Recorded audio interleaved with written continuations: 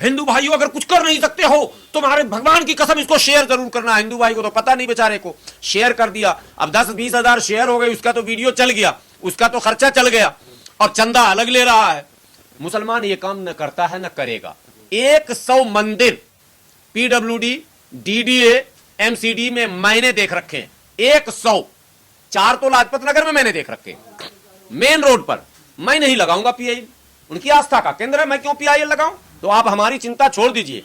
हम मिट्टी खोद के, ईंट ढो के, मिस्त्री का काम करके, टाइल पत्थर लगा के, चूना सफेदी करके, पंचर बना के, गाड़ी चला के, गाड़ी ठीक करके, मिस्त्री किसी तरह जी लेंगे और जी रहे हैं। मदरसे में बच्चों को पढ़ा के हम सरकार पर बहुत बोझ नहीं बन रहे, कैमरे पर बोल रहा हूं।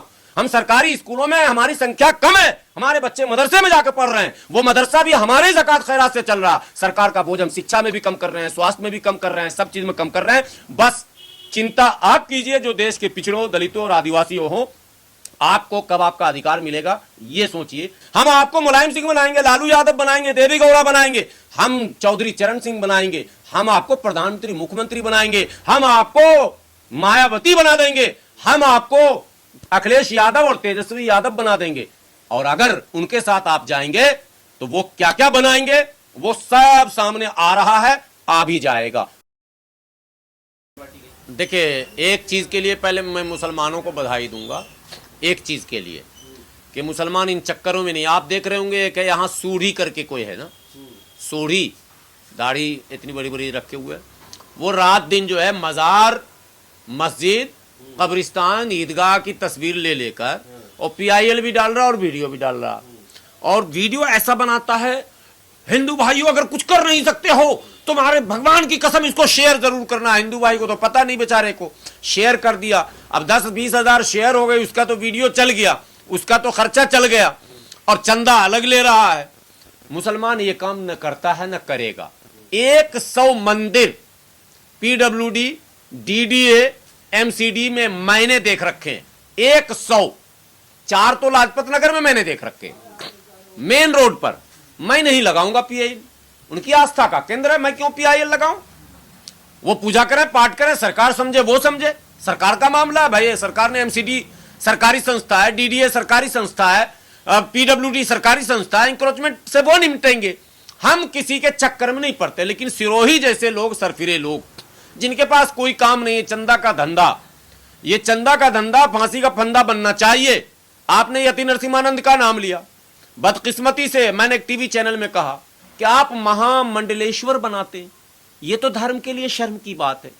जिस बंदे की जुबान पर बात बात में गाली हो, जिसने मोदी योगी जी को भी गाली दे रखा, ये बात नहीं कि छोड़ रखा, कहीं वीडियो आप लोग सभी सुने होंगे, वो तमाम लोगों को गाली बक रहा, संविधान के खिलाफ बोल रहा कि जलाओ इसको, हटाओ इसको, नहीं चाहिए, तिरंगा के खिलाफ बोल रहा, लेकिन कोई कार्रवाई नहीं हो रही है। तो ये हमारे लिए बहुत ज्यादा चिंता का विषय नहीं है सर। आज आपको मैं बता दूं, लोकतंत्र की जड़ें बहुत मजबूत हैं। भारत की जनसंख्या 142 करोड़ है लगभग। अगर जनगणना होगा तो आ जाएगा सामने। और ये चुटकी भर लोग 5, 10, 20, 50, 100 नाम से ज्यादा गिना दीजिए आप। पिंकी चौधरी, यति नरसिम्हानंद, सिरोही, इस तरह के नामों को आप गिनाएंगे, पूरे भारत में घूमते घूमते 100-150 पे आप दम तोड़ देंगे। और बहुत खींच लेंगे आप तो 500, 1000 ले जाएंगे तो 1000% कितना बैठता? 1.5 करोड़ का, 1.5 करोड़ में 1000% कितना बैठा? ये चुटकी भर लोग हैं। लेकिन दुर्भाग्य से जो हमारे आम लोग हैं, आम, उसका दिमाग इसके जरिए खराब हो रहा है और वो इसके कारनामे को समझ नहीं पा रहे हैं, इनके उद्देश्य को नहीं समझ पा रहे हैं, इनके मकसद को नहीं समझ पा रहे हैं, इसलिए वो इनके बहकावे में आ जा रहे हैं। भाई आप इनके बहकावे में नहीं आओ। मैंने एक उदाहरण दिया था, ना बोल के भी बोल दे रहा हूं, आप लोगों को काम आएगा, लोगों को। सन 1984 में यहां सामूहिक माने नरसंहार हुआ था दिल्ली में। हुआ तो पूरे भारत में था, लेकिन दिल्ली में हुआ था। उस सामूहिक नरसंहार में 10,000 से अधिक सिख लोग मारे गए थे। आपको पता है उस की बात, एक भी ब्राह्मण उसमें जेल नहीं गए, जबकि मरे थे राजीव गांधी ब्राह्मण। तो क्रिया की फिसल जाते हैं, हमारे हाथ में लगता है सरसों का तेल। मुसलमान जो है पकड़ता फिसल जाता, अदालत जाते जाते वो फेल हो जाता। लेकिन दलितों के पास एक ताकत है, एक प्रोटेक्शन एक्ट है जिसके जरिए वो फिसलता नहीं है, पकड़ लेता अपने शिकार को। अनिल मिश्रा को जिस तरह से दबोचा गया, इसमें कई लोग रहे, चंद्रशेखर जी का भी नाम लेंगे, उन्होंने भी खूब जमकर, बसपा भी रही, सारे दलित संगठन लगे, आगे पीछे हंगामा हुआ, और उस हंगामे का असर यह हुआ कि अनिल मिश्रा जेल की सलाखों में गए, गिरगिरा रहे हैं। तो ये दलितों के पास तो एक संवैधानिक, यही तो मैं समझा रहा हूं, इसी संवैधानिक ताकत को धर्म का अफीम चटाकर वो छीनना चाहता है ताकि इनको गाली गलौज किया जाए और कुछ ना हो। इसीलिए एससी एसटी एक्ट का भी विरोध उन लोगों ने बार बार किया, आज भी करते हैं वो। मैं कह तो रहा हूं कि ये इशारा है, समझिए, आपको जो कवच मिला है कानूनी, उसको छीनने का ये प्रयास है। इसलिए आपको जुनूनी हिंदू वो बनाना चाहते हैं, और हिंदू के समूह में जाकर आप कहां पर खड़े होंगे वो आप कल्पना खुद कर लीजिए। सारे शंकराचार्य के हमें मुसलमानों से खतरा नहीं, अम्बेडकरवादियों से खतरा है हमें। तो सच्चाई यह है कि खतरा तो किसी से नहीं है, उनको गुलाम बनाना अम्बेडकरवादियों को, इसलिए वो मुसलमान रट रहे हैं, इसीलिए वो क्रिश्चियन रट रहे हैं, इसीलिए वो बौद्धिस्ट रट रहे हैं। पर अब तो पलट गए ना, वो देखिए आप कह रहे हैं हिंदुओं को, हिंदू धर्म को खतरा इनसे, अम्बेडकरवादी। नो, इक्के दुक्के बयान दे देते हैं, लेकिन हमेशा निशाने पे मुसलमान को रख के वो एससी एसटी ओबीसी को हर हाल में चाहते हैं कि वो हमारे समूह में जुड़ा रहे, और इसी प्रयास में लगातार लगे हैं, और ग्राउंड पर भी वो काम कर रहे हैं। जेल से अनिल मिश्रा ये कह रहे हैं कि सनातनियों पे अत्याचार हो रहा है, दबाव में सरकार काम कर रही है अम्बेडकरवादियों पे। तो सरकार के खिलाफ करो ना काम, तब समझ में आए बात ना। तो आपको लगता है ठीक गए जेल को? नहीं, जेल बिल्कुल जाना चाहिए। जेल, ऐसे लोगों को जेल भिजवाने वाले को हम बधाई देते हैं कि ऐसे लोगों ने कम से कम हिम्मत करके जेल तो भिजवाया।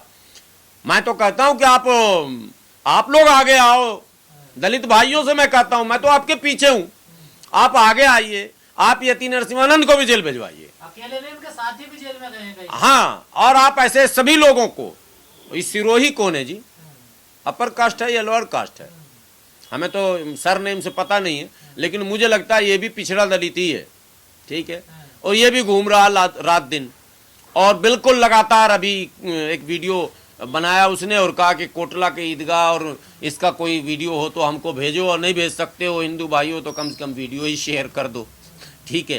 तो ये सारे ड्रामे, जबकि वहाँ विवाद है, उसको पता है, वहाँ बाउंड्री विवाद आज भी है, ज़मीनें कब्जा में है, उसका मुकदमा कोर्ट में ऑलरेडी है, उसके बावजूद वो उसमें इंटर करता है, वो पैसे लेता है, ये उसका तरीका है, वो पैसा खींचता है। आपको एक बात आखिरी बता देता हूं कि ये जो हमले हो रहे हैं ना गौ के नाम पर, आप इसकी तह तक चले जाइए, और आपको एक तह तक जाने के बाद खबर मिल जाएगी साहब, खबर ये मिल जाएगी कि पैसे का खेल है। इन व्यापारियों से, जो मीट के व्यापारी हैं, इनसे बजरंग दल के लोग भी पैसा लेते हैं, इनसे पुलिस वाले भी पैसे लेते हैं, इनसे क्षेत्र के प्रभावशाली लोग भी पैसे लेते हैं, और जिसको पैसा नहीं दिया जाता वही इनके पीछे पड़ जाते हैं और इन्हें गौ तस्कर और हत्यारा बता के किसी भी तरह से दबोच लेते हैं। यही खेल है टोटल, और कोई न माँ की रक्षा कर रहा, न कोई बाप का रक्षा कर रहा। सुनो सीधी बात, सबको चाहिए पैसे, पैसा का सारा खेल है, और माँ बाप पे तो अब भाजपा के सबसे बड़े नेता ही एक्सपोज हो गए हैं,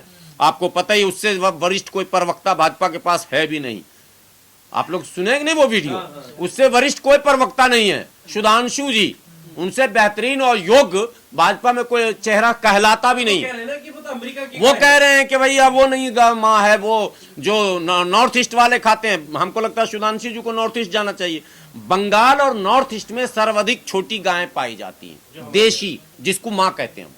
उल्टा उन्होंने कह दिया कि वो तो मिथुन है, ठीक है, और ये जो हमारे यहाँ गाय नहीं, हमारे यहाँ की नस्ल बड़ी लंबी नस्ल है, और उधर जब आप जाएंगे तो छोटी छोटी नस्ल है। बंगाल में घूमा हूँ, आप सिलीगुड़ी साइड में जाइए, असम जाइए, जितना पूर्वोत्तर लास्ट जाइए, गाय छोटी और सफेद वाली है वहाँ, जिसका व्यापार वहाँ होता है, खुलेआम व्यापार होता है। जो आपने जर्सी कहा, वो तो हमारे यहाँ लोग दुधारू गाय के रूप में पालते हैं, उसको क्यों कसाई को देने जाएं?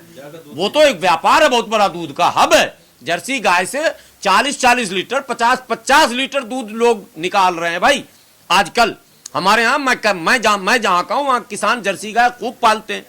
तो ये फंस चुके हैं अपने ही जाल में, और बुरी तरह फंसेंगे।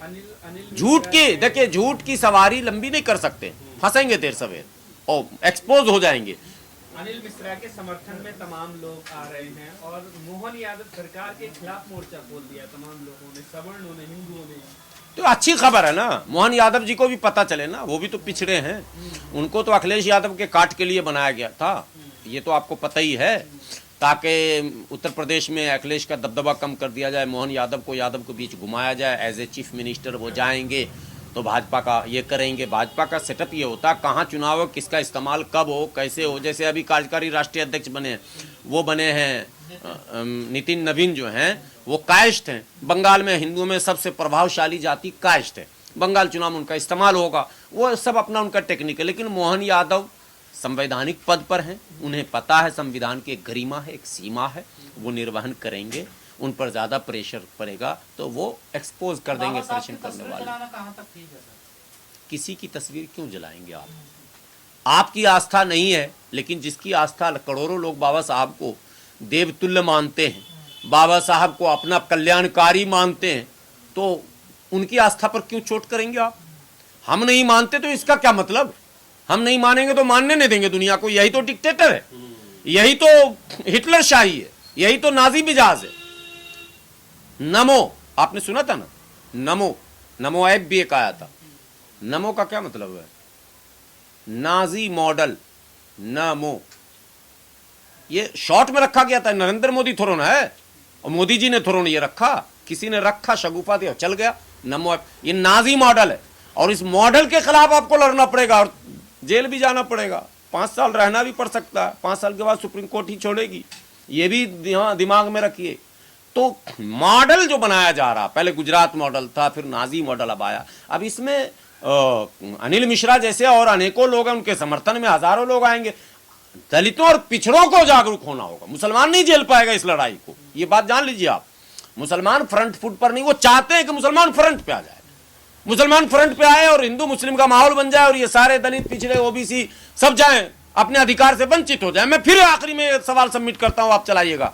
आज भी 27% मंडल कमीशन की सिफारिश के बाद भी फुलफिल नहीं हो सका, आज भी 22.5% तो 7.5% और 22%, 15%, टोटल 22.5% SC और ST का मिला के फुलफिल आज भी नहीं हुआ। आज भी सीटें वही अपनी जगह पर खाली हैं, आज भी सब कुछ वही है, रोज बहाली हो रही है। अभी उत्तर प्रदेश की नई 3-4 बहालियां हुई हैं, डेटा निकाल लीजिएगा कितने। अभी हॉस्पिटल में भी कुछ वैकेंसियां थी, उसमें भी 60% एक जाति विशेष के लोगों को दिया गया और बाकी सबको चटा दिया गया। तो आपका तो सब कुछ छीना जा रहा, आपको आगे आना पड़ेगा। हमारा तो पहले ही छीन लिया गया 1950 में, हमारे पास कुछ है ही नहीं। हमारे पास जो कटोरा था जिसमें हम कुछ जमा करते थे, वो भी कांग्रेस ने छीना था, वो भी दंगा करा करा के सरनंगा कर दिया। हम दस्तकारी में थे, वो छीन लिया गया। हम कारीगर थे, वो हमसे छीना गया। हम जूता चप्पल आगरा में आप कहते हैं, तो हम तो खुद ही मोची चमार का काम करते थे, पूरे जूता चप्पल का काम, कानपुर में चमड़े का काम सब हम करते थे। उसको छिलना, डोलना, रंगना, पीटना, सुखाना, बनाना सब करते थे, हमसे सब कुछ छीन लिया गया। जिस चमड़े की कीमत 1200 और 1400 हुआ करती थी, उस चमड़े की कीमत 150 कर दी गई। जिस चमड़े की कीमत 250 थी, वो कौड़ियों के भाव में हाथ पैर जोड़कर हम लोगों को देना पड़ रहा। लोगों को चमड़ा ले जाओ किसी तरह से, नहीं तो जमीन में खोद कर उसको दफन किया जा रहा। ये इस सरकार ने किया है, जानबूझकर पेट पर लात मारा गया। तो आप हमारी चिंता छोड़ दीजिए, हम मिट्टी खोद के, ईंट ढो के, मिस्त्री का काम करके, टाइल पत्थर लगा के, चूना सफेदी करके, पंचर बना के, गाड़ी चला के, गाड़ी ठीक करके, मिस्त्री किसी तरह जी लेंगे और जी रहे हैं। मदरसे में बच्चों को पढ़ा के हम सरकार पर बहुत बोझ नहीं बन रहे, कैमरे पर बोल रहा हूं। हम सरकारी स्कूलों में हमारी संख्या कम है, हमारे बच्चे मदरसे में जाकर पढ़ रहे हैं, वो मदरसा भी हमारे ज़कात खैरात से चल रहा। सरकार का बोझ हम शिक्षा में भी कम कर रहे हैं, स्वास्थ्य में भी कम कर रहे हैं, सब चीज में कम कर रहे हैं। बस चिंता आप कीजिए जो देश के पिछड़ों, दलितों और आदिवासियों हो, आपको कब आपका अधिकार मिलेगा ये सोचिए। मिल गया तो ठीक है, उनके साथ चले जाइए, नहीं मिला तो हमारे साथ आइए, हम आपको शीर्ष पे बैठाएंगे, हम आपको मुलायम सिंह बनाएंगे, लालू यादव बनाएंगे, देवी गौड़ा बनाएंगे, हम चौधरी चरण सिंह बनाएंगे, हम आपको प्रधानमंत्री मुख्यमंत्री बनाएंगे, हम आपको मायावती बना देंगे, हम आपको अखिलेश यादव और तेजस्वी यादव बना देंगे। और अगर उनके साथ आप जाएंगे तो वो क्या क्या बनाएंगे वो सब सामने आ रहा है, आ भी जाएगा। यही जवाब हमारा। अरे अगर मजे की बात सुनो, राजस्थान में वैकेंसी निकली, अब वैकेंसी